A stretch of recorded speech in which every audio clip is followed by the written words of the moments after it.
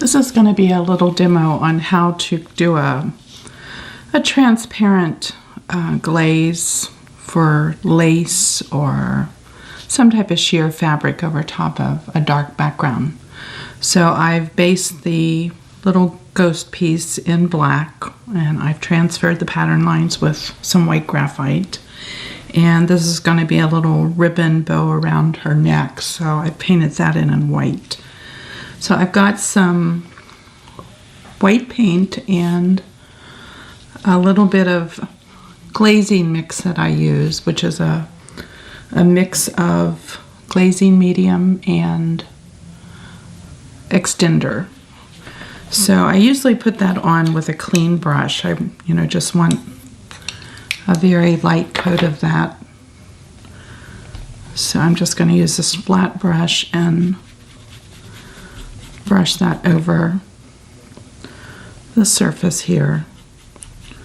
So it'll just give it a little bit of shine so you can see that it's wet.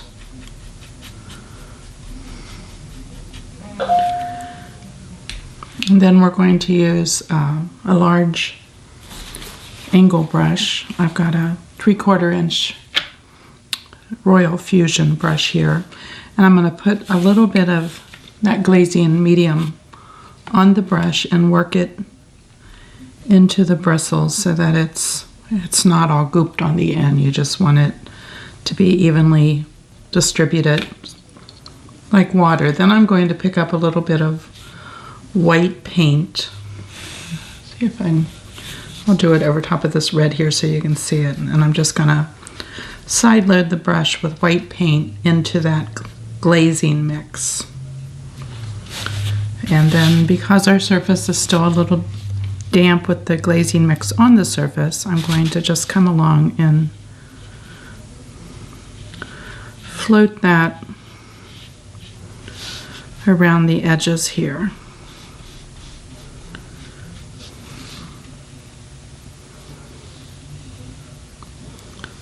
And that glazing mix helps keep the surface a little damp and lets you work that float a little bit longer. So let's walk that down a little bit onto the head.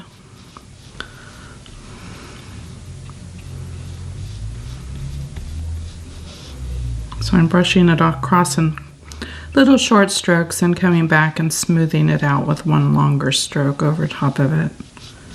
So we just want just a light shade of that white paint over top of the black, so you can still see the black through it. We're a little lighter out here on the edges, and we're going to get a little darker as we come down to the ribbon. Now we're going to do the same thing on each of these little scalloped edges. This is going to be like a little dress that is hanging down, and we want it to look ruffly. So I'm going to go back and add some of that glazing medium over top of this first level.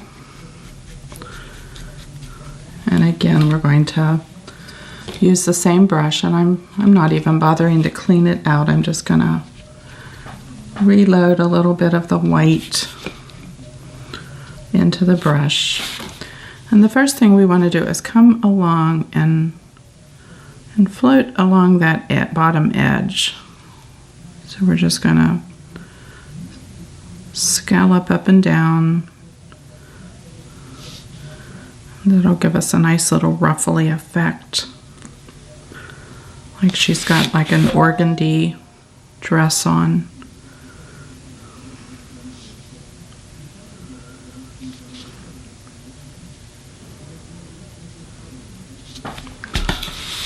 You can see that's the first layer, and we're going to do the same on each one of these as we go down. But as we get to the bottom, because these bottom two are so close together, I'm going to do the bottom one first. So I'm not brushing over top this middle layer when we go down to work on this bottom edge. So again, we're Got our side load of white. And I'm just going to come along and scallop that along the edge.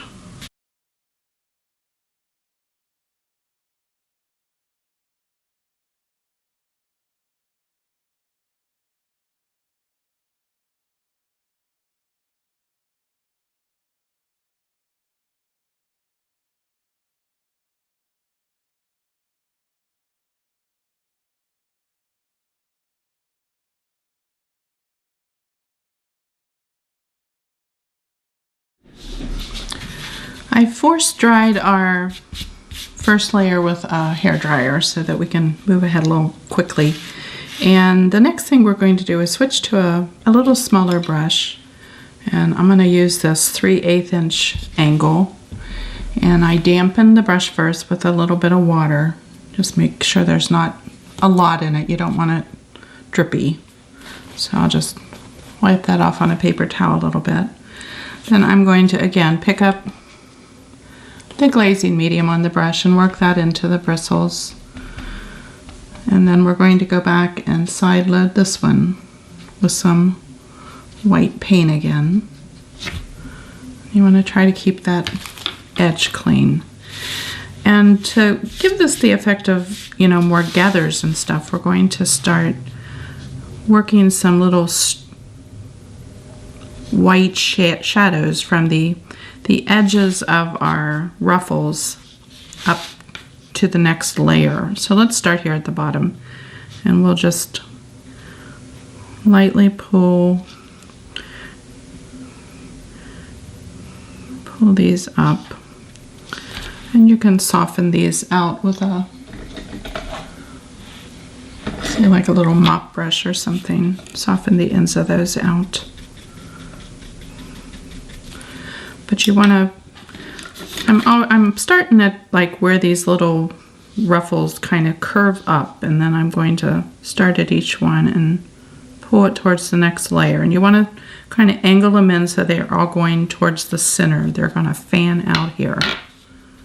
So I'm going to, again, soften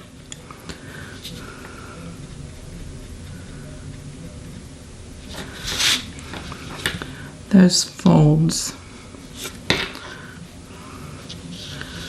And some you can work one direction, and some you can turn the brush the other way. So we're, again, pulling up to this one, and then just tap that with a mop brush to soften it.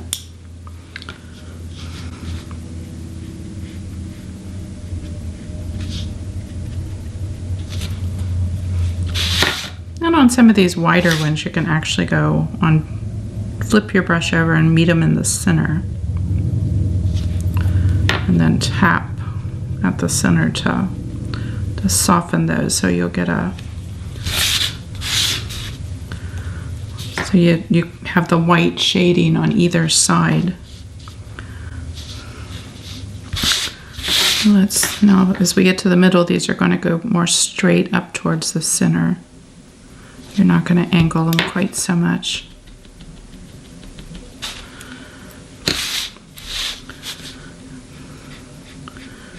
And as you pass to the other side, they're just going to slightly go the opposite direction. So I'm just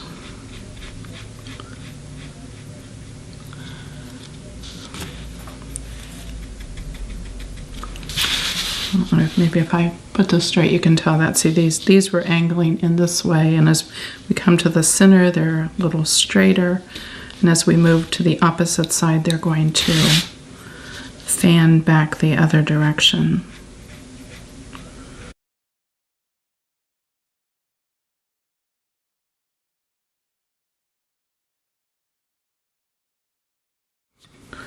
Now on this middle one, because we've got so much space in there, I'm going to dampen some of that with some of the medium so that we can soften those out to nothing.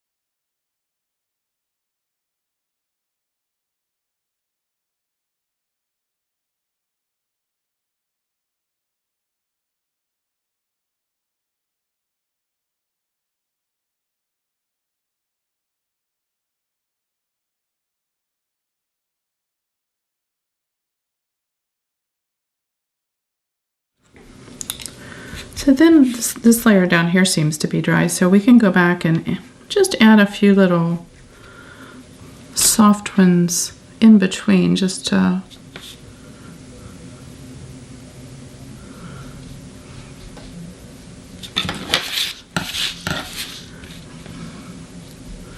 let's try pulling one back the opposite way. Trail that out. Sorry, mop brush, and soften that out.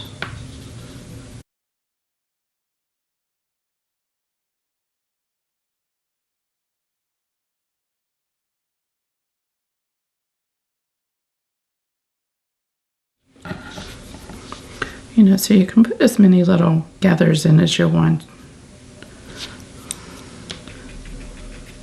But I'd say work the main ones first and then just go back and add a few little extra here and there just to give some more detail.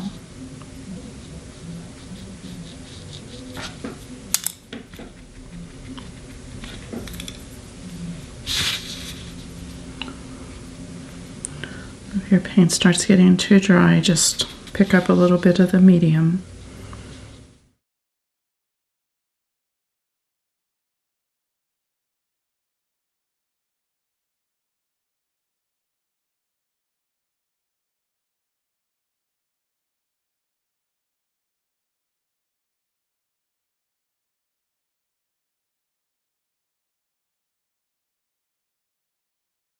One thing you want to try to avoid is you don't want these real evenly spaced. Let some be close together and some be a little farther apart.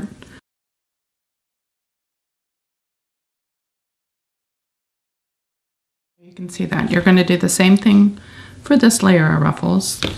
And when you get all of those ruffles in, the next thing we want to do is add a little more highlight.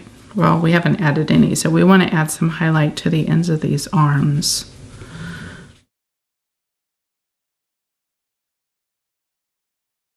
We'd like to have some more highlight on her face. It's, you know, a little dark here in the center.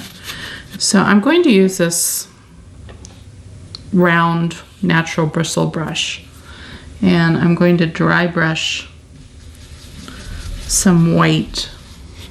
So I'm loading some. I want to stay out of where I have that glazing medium because we don't want this wet. We want it very dry. So I'm just scrubbing that little bit of white paint into that brush, and you can take your paper towel and just dab off any clumps. And then we're going to start here in the center. And I'm working kind of in a circle, round and round, and we're going to scrub in some stronger highlights on that face.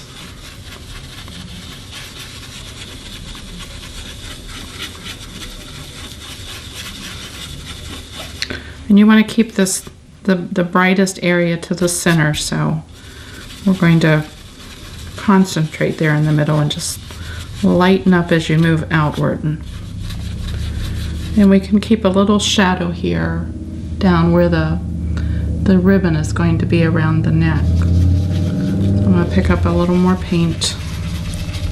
Again, scrub that into the brush.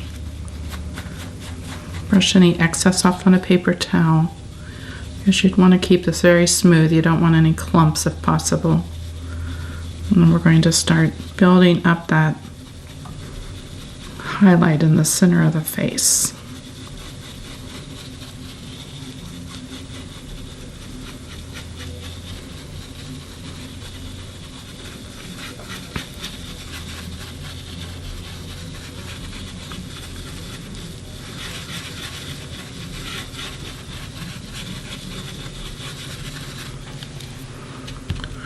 Now later when this is all dry, you can actually go down here and scrub in a little bit more highlights down here if you want to soften some of these folds.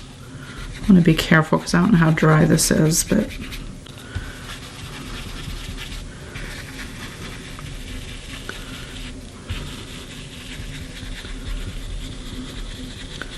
And actually bring up some of that,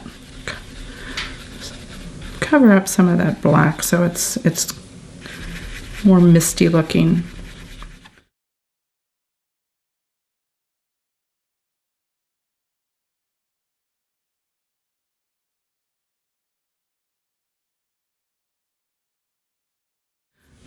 But go ahead and do all your ruffles and build up some highlights on the face, and then you can transfer the details for your facial features and the pumpkin. We're going to add a little pumpkin down here on the side and base that in with white once you have that finished. We didn't put it in to start with because I figured it was easier to do all the stuff behind it, not trying to work around the pumpkin. And then we'll just paint over top. So finish that up and we'll come back and work on details.